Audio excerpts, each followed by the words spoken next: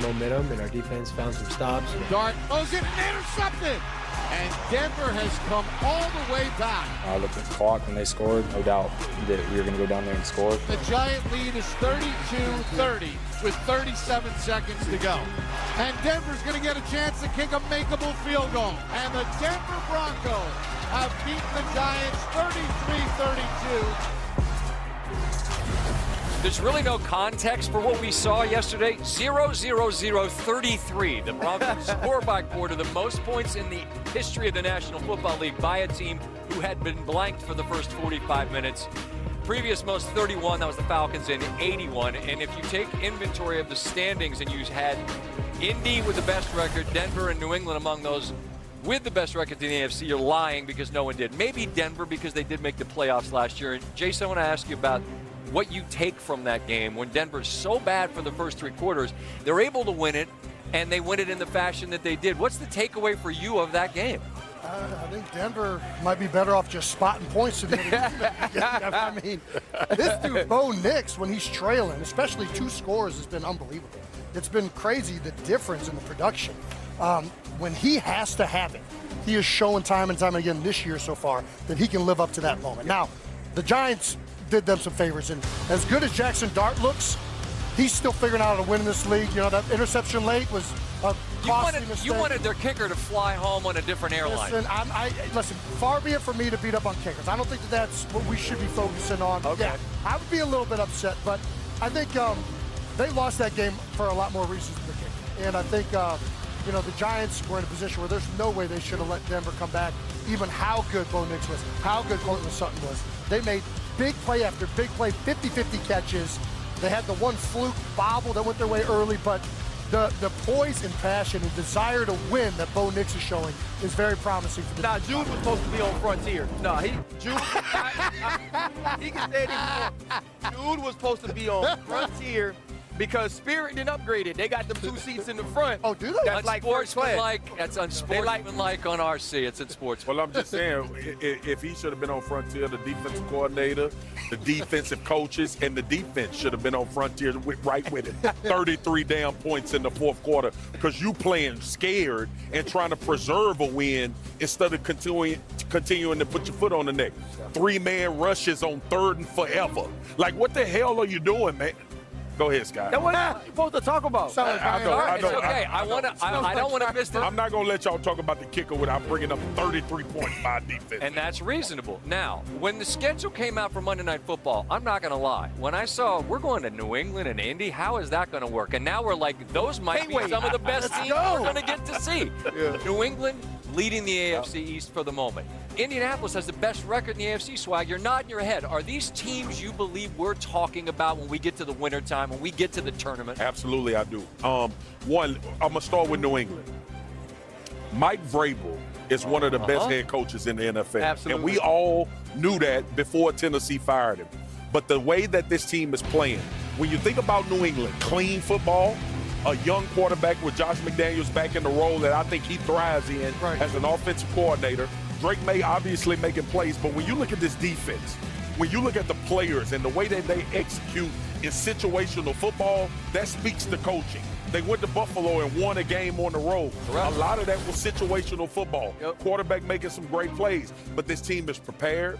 They understand what their plan is, and they're playing a clean brand of football, getting everybody involved, and we're watching a quarterback become a star right in front of our eyes in Drake May. Absolutely. We'll get a chance to show the Colts some love. My Hemi nominee gives me an opportunity to talk about what they're doing. All they do is play from ahead, score a bunch of points. Yep. They're 6-1. They're real, I believe. Yeah. And meanwhile, Kansas City's probably saying, "Let me know when you're done talking. Let me know when y'all are done talking about other people." Because what they did to the Raiders yesterday was inhumane. But looking at it through the lens of the Chiefs, what are they? Well, looky. We right back where we always are every single I never gave up on them. Yeah. Listen, put that when they were 0-2, I kept telling everybody, watch Patrick Mahomes. Look at the way he's playing. Look at the effort he's putting in. Look at the way he's executing, putting this team on his back. Then we saw Tyquan Thornton start to show up. And I told y'all, Xavier Worthy coming. And I told y'all, Rashee Rice coming. Everybody was like, oh, Travis ain't the same. He the same now that he getting one-on-ones. This team is back to being a team that's extremely difficult to stop. And we're seeing Steve Spagnuolo is now working in with Chenal and Tranquil and Bolton in 3 linebacker packages, moving McDuffie around. It's the same old team. And y'all should have buried them when you had the chance early on in the season when they weren't at full strength from a roster standpoint, because Andy Reid stayed steady, righted the ship, and now again, this is the team you're going to have to figure out how to beat down the stretch. Yeah, when the Chargers were 3-0 and they were 0-2 early, it felt like maybe we were seeing things change. Maybe it won't be the Arrowhead Invitational, but now you're not. I think we all sort of seen yards over the last 3 seasons, 81 apiece for both, and you're talking about high-level quarterback play. RC, in terms of storylines, let's start with the dude on the left. There's a lot to like about what he's doing. Hey, listen, Baker Mayfield comes up big in the clutch. Swag likes to call him mixtape bake. Well, in the fourth quarter, he dropped so far gone. Here, watch him scam the field against the Seattle Seahawks. He knows that there's nothing open. It's great coverage. He's going to exit the pocket to his left. And his homeboy, Sterling Shepard, straight from Oklahoma, makes a huge play and they win. Now, Tez Johnson thought they were screaming MVP for him, but it was for Baker Mayfield. Look, as he locates the safety, he understands that Tez is going to keep the route up the seam, hits him right on the fingertips. And that's why he won the Hemi. But this is the play that's going to win him the Grammy. This is the play that can win him the MVP. Oh, Bryce Huff, you get into the backfield. You think that you got me. I hit you with the pump fake. You try to bring your homeboy. He can't tackle me neither. Now he gets out of the pocket. And there's going to be Cade Otton. He's waving like, Baker, I'm open, I'm open, I'm open. Throw it to me. Psych, we're going to do it all by myself. And Upton Stout, the young rookie, open field. He gets outside of him. And now it's going to be 3 of them, Scott. And they all want a piece of Baker Mayfield. They can't get him down either. It's 3rd and 14. It's a huge play. And Baker Mayfield comes up big. One of the things I love is doing another. You see Winfield drop down in the hole, RC. I know you like that because I'm talking secondary. They use Levante David to blitz again in the center of the pocket. Winfield takes that throw away. They get Jared Goff to hold the football. Second, that was from 23. Here we go again. They're dropping out, bringing Winfield off the edge now. Levante David is now covering his vacated space. Get to the quarterback, force it in there and throw. Interception for Levante David. When you look at these two dudes in unison, or when they lined up on the same side of the field, your ass better be cautious because they coming. And you better make sure you got your protection right. That pick led to the game-winning field goal, by the way, against Seattle. You just saw Todd Bowles on his way in, and we said this last week. If we're talking Bake for MVP, we should talk Bowles for Coach of the Year, particularly because they have been without a number of significant folks. With that in mind, ESPN senior NFL insider Adam Schefter, it's the battle of the banged-up secondary and the banged-up wide receiver room. What can you tell us, Adam, about the availability for these respective teams tonight?